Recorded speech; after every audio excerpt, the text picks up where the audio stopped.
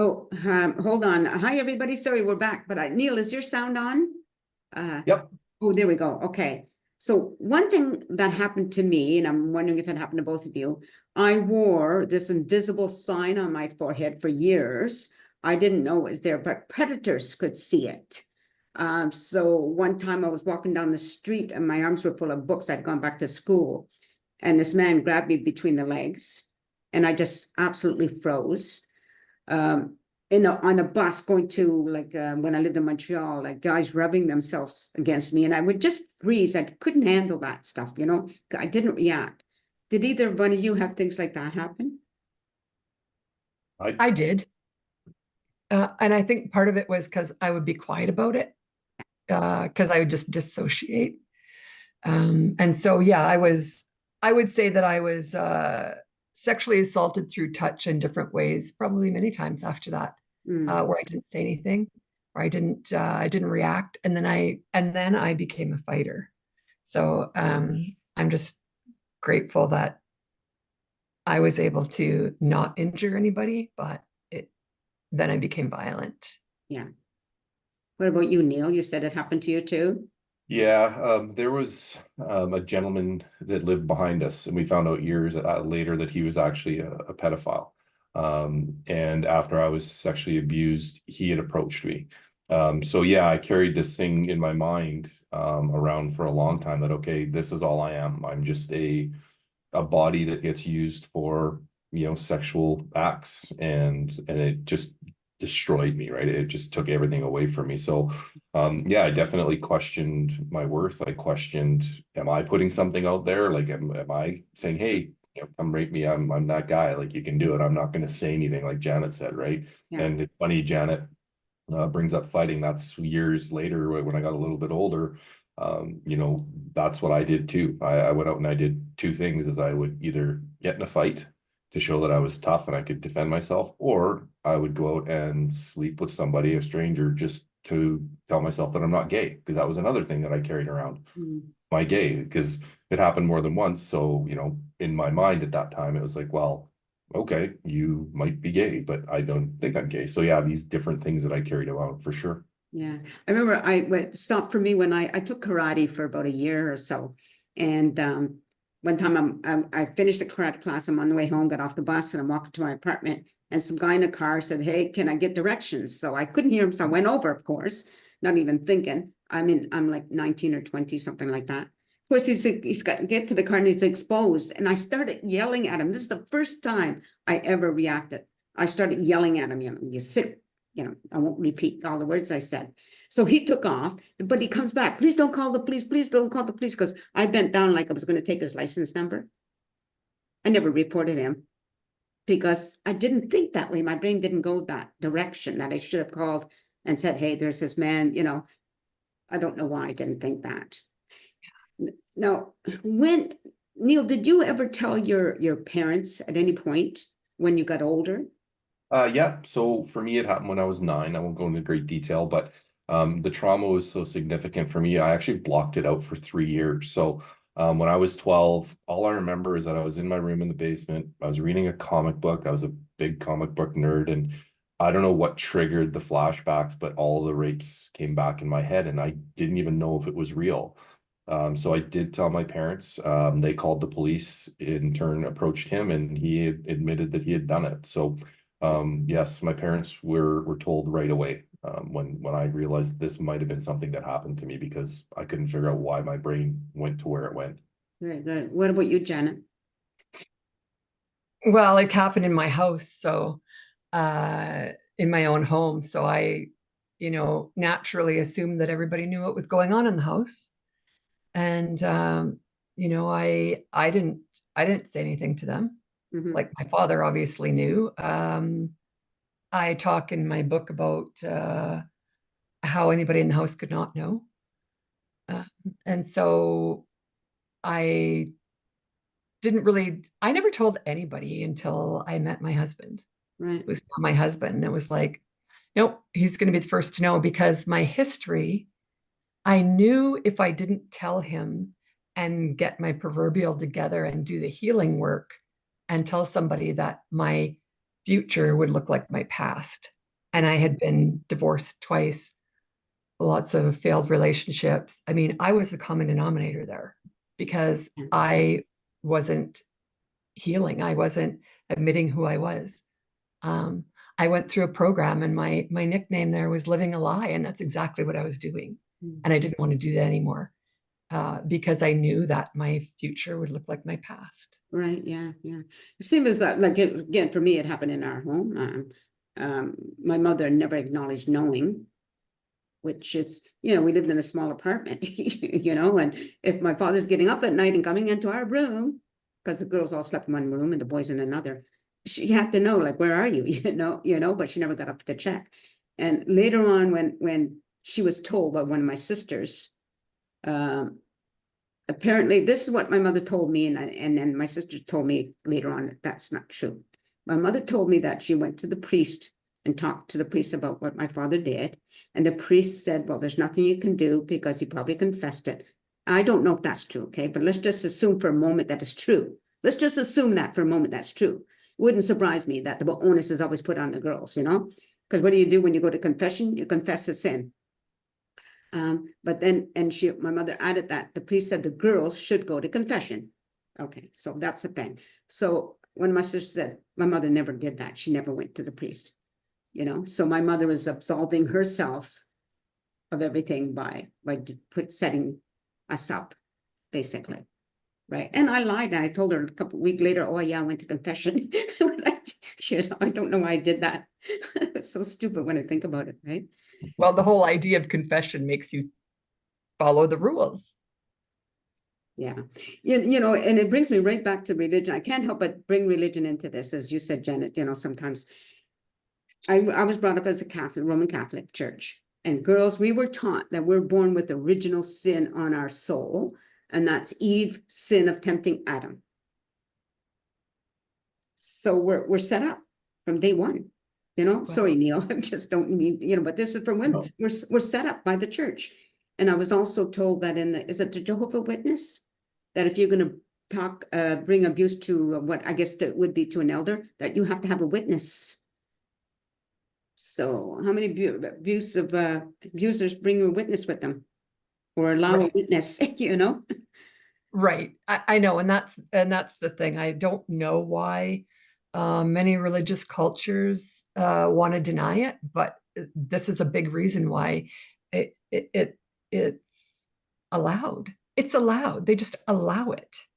And the Catholic religion isn't the only one that tells you you're a sinner till you're saved. I think they all do. I shouldn't say that. I haven't been to a Buddhist church. Haven't been to I have Muslim friends. I don't know what they say, but anyone that I've been to, that's what we're taught. And you know what? My God's not like that. But I think it's just another, quite frankly, form of control, and I don't like it. For sure. And we're not, we do know women also do sexual abuse. Yes. It's not just on men, but unfortunately, the majority of it is men, which is a sad thing, whether they're doing it to little girls or little boys, right? And we have to acknowledge that part, that women do sometimes do it, and how do you, like I told you, it comes from both sides of my family. Going back, there's been a lot of it on both sides. Now, I know with my siblings, it has stopped. I don't know about everybody else, their cousins, whatever like that. What about any of you? Have you heard of anything about it from relatives like that have had happened to, or were the perpetrator, Neil? Yeah, I've had actually just recently, one of my cousins reached out to me, probably when I say just recently, probably about a year ago, that his sister's husband sexually abused their daughter.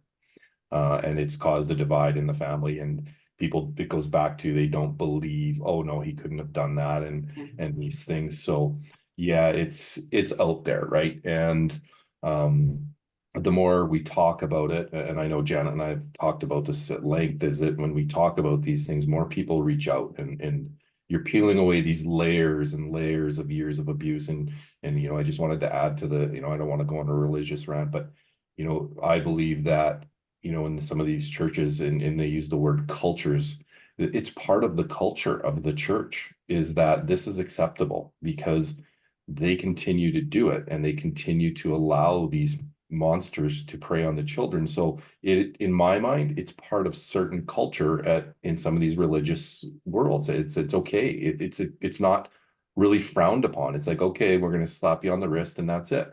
So it's just a continuous cycle, and that's just my personal opinion. And I mean, really, if we look at any of the media and if we really dug deep, we know that that's true. Yes. So yeah, definitely. I've met more people. I've had people at work that I worked with years ago reach out to me when I went public and said, you know what, it's happened to me. So there's lots of people out there that, you know, that I've met that go, you know, hey, yeah, it actually happened to me. I haven't told anybody. I don't want anybody to know. Some people just want to get it off their chest, let that weight go. So yeah, it happens a lot. And I know obviously with Janet and her book, she's touched a lot of lives and people. I'm sure she can speak to that. But yeah, it's definitely an epidemic. Yeah, for sure. And Janet? enablers are as big a problem as Yeah. religious culture. Let's just bring that out too, because I've been called a liar. I've been called an exaggerator. Oh, that didn't happen. All this kind of stuff within my own family and extended family, and I refer to those people as enablers. They enable perpetrators to continue, whether it's the one that sexually abused me and my brother, my father, or whether it's somebody else. Right. If you are not believing a victim, then you are an enabler. Absolutely. And you are part of the problem, not part of the solution.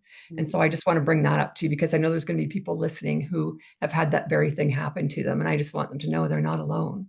But those people, if they're not for you now, they never were for you then either. You And can't that's the convince them. realization that you will come to. Yes. Right.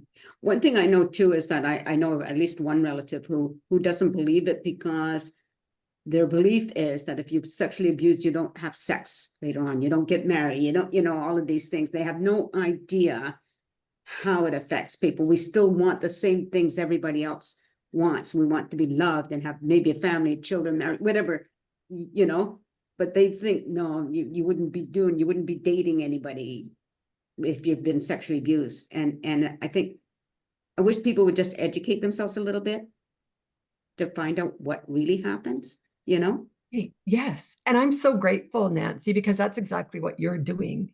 You're educating and bringing awareness. And I and Neil both are so grateful to have a platform like this where we can bring that to people who've never disclosed, who might, some are even going to take it to the grave, but here we are sharing so that they don't feel alone, and to give them hope. And I'm so grateful, Nancy, because that's what you're doing now.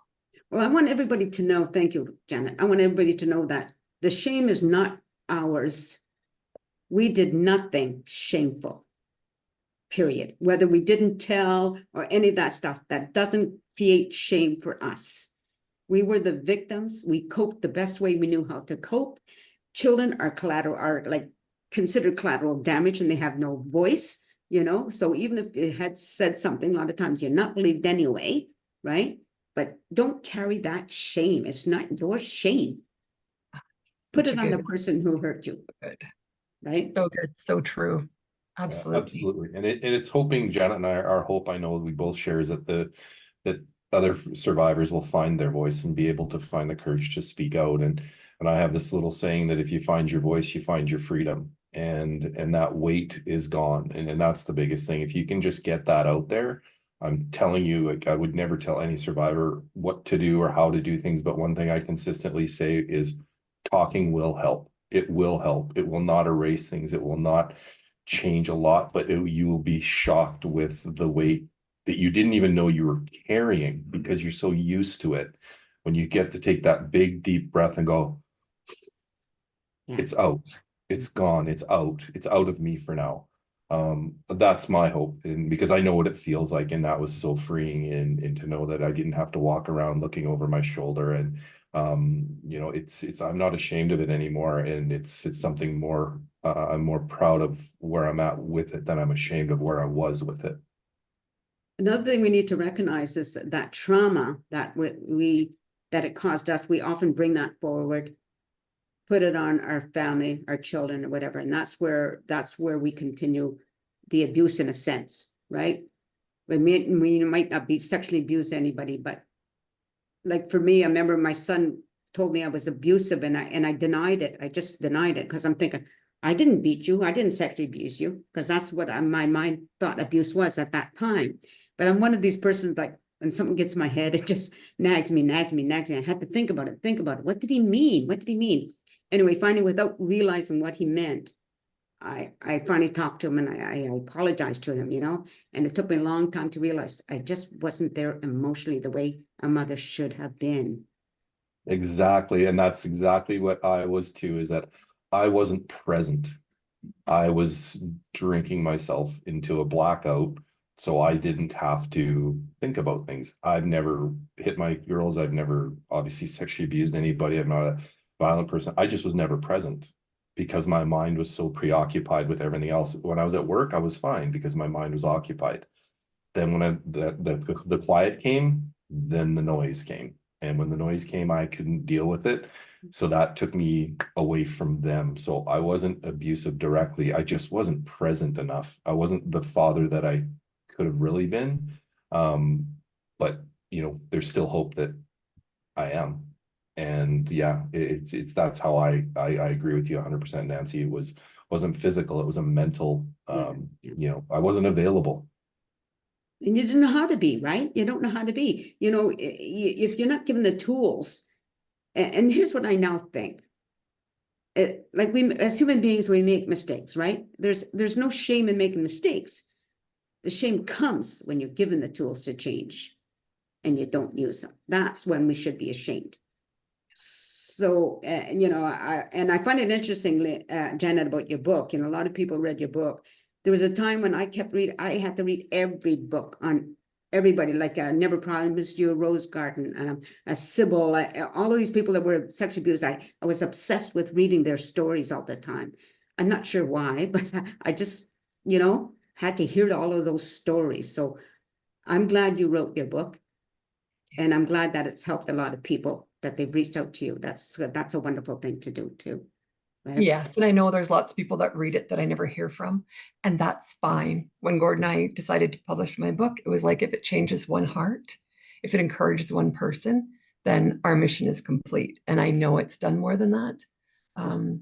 And yeah, and I just want to say, it's never too late as a parent to acknowledge what your children bring to you. Yeah. And to work on things. That's what parents do. And we're all generation changers. Yeah. We can be the generation changer. And that's what we are, by Right. speaking out, by apologizing to your son, by Neil, your family. You guys have done some work in that whole area, and it's never too late to do that. I decided not to have children because I was not going to have any kind of life like I came from. And that's the way I've never regretted it. But I'm a generation changer within my own extended family and in other families, just by doing things like we're doing today. So yeah, I agree, John. Like with me too, if I could just quickly add, is it, I think, when I went public in 2017, Nancy, and because the girls never knew, my daughters, I have two daughters, they never knew. All they saw was this action, this guy that would be great, but he would have this other part to him that would just disengage.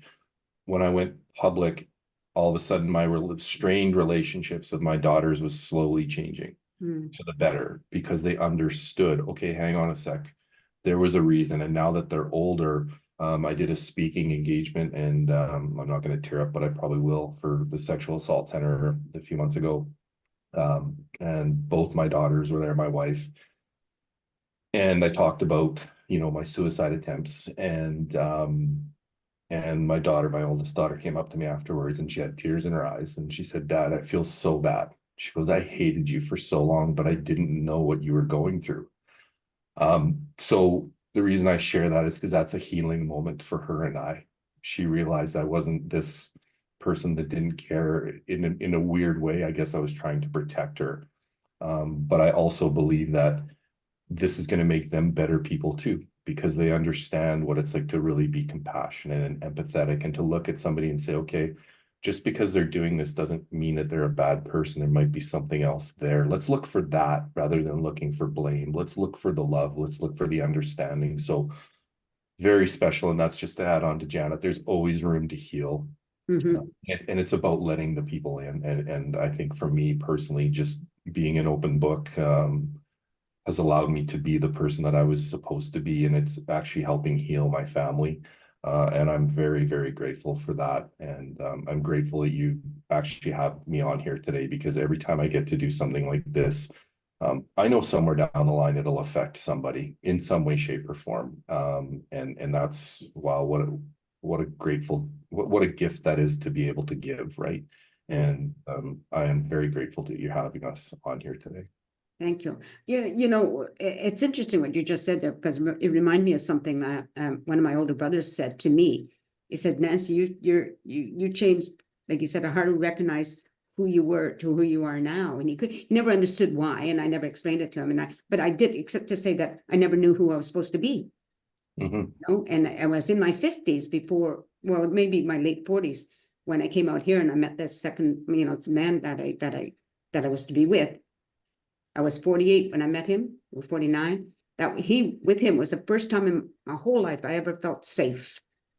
And that, again, started so much of the healing. You need to, sometimes it takes something like that, to have somebody coming into your life that just recognizes who you are, or understands what you went through without, I didn't even have to explain things to him for some reason, He just was, he was a gentle man. And that made my life start to go better, Not what's brought me here today, like this type of thing, being able to do this and talk about it. Right. And when we gather together as survivors, we Mhm. have an understanding that other people don't understand. Yes. And I know you have is it Jessica Line Yoga in Chilliwack has a support group. Yep. I'm totally reachable online, as is Neil. And these are the kind of things where you can feel safe with Yes. people who understand. You're not rejected, you're not called a liar, you're not questioned. It's like sometimes you need to find other people like that so that you feel that safety and that security, or somebody who just loves and accepts you as you are. Nancy, like you did. Neil, your wife Leanne is the same, and my husband is the same, and they just love us for who we are, and that's super important. And I think it's also important to be with other survivors who are working on making the best life and being the most authentic that we possibly can. Yeah. One final thing I want to add, I was invited to an Indigenous healing ceremony. Oh, what a magic tool that was. I mean, they brought up, they called to the center of the room anybody who was part of the 60 scoop or in the residential schools that were sexually abused, and started the drumming, which I love drums so much, and the dancers, and all the while there was this person speaking, to them, and how they're trying to heal not only themselves, the people that were abused, the adults, but the children as well. And it just this whole beautiful circle of magical sharing and helping and healing. And I said at that time to my friend who invited me, we don't have anything like that. That's something we should have, because it changed. That's another one of those moments, that pivotal moments for me, that changed something in my head up here. And to my friend who invited me, his name is Gerald Charlie. They were each given a blanket. They were wrapped in a blanket. And at the end of the event, of that ceremony, he had his wife fold a blanket, because he's full of arthritis. He had his wife fold the blanket and he gifted it to me. And I saw my couch. Now here's a point, Neil, where I want to cry, because there's some things that touch you so much, right? I had put that blanket away, and then I thought, no, I have to have it out on my couch so I can see it all the time. And I remember that this blanket helped, in a way, healed him, his wife, and myself. How simple is that? But what a beautiful thing, to have, right? A part of something so huge. Yes, we should have some kind of healing ceremony. you two and anybody, and we got to meet in some central point and bring somebody who can speak with that kind of voice, you know, that is almost like a hypnotic voice, you know what I mean? Right? Well, I think you got her on the call here right now. Her name's Janet Little. Like, I mean, you couldn't have a better speaker and a more calming voice. I'm telling you, that's unbelievable. She is that person. And I'm sorry, Janet, I'm signing you up for it, and I'll be there with you. Because I'm telling you, I've had my struggles still, and I reach out to Janet, and we all still have our struggles for sure. So let's talk about that in the future. That's something we can plan for the future. Janet, you in? I'm always in. Okay. I'm always in. My book is available at the Owl and Cat Bookery in Chilliwack. Ask for it online. Reach out to Neil and I. Thank you so much, Nancy. Thank you both for sharing your stories with me. And hopefully, again, as you say, we'll touch somebody's lives and help them change a little bit, and heal a little bit. To the audience. Yeah, okay. Thank you, Neil. To the audience, thank you everybody for watching the show. I really hope you continue to do so. And I hope you share this today, what we talked about, because it just might help somebody. So take care, everybody, and peace out.